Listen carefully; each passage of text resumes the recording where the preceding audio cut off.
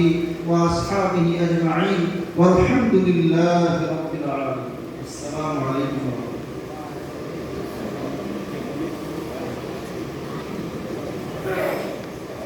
আপনারা আছেন সেটা গ্রহণ করুন সাথে সাথে একটু পুরস্কারের ব্যবস্থা রাখছে মানে ওলামায়ে কেরামদেরকে হাদিয়া দেওয়া সুন্নত হিসাবে এই সুন্নতটা আপনারা গ্রহণ করবেন এজন্য নিজ স্থানে বসেন আশা করি আপনারা হাদিয়াটুকু গ্রহণ করবেন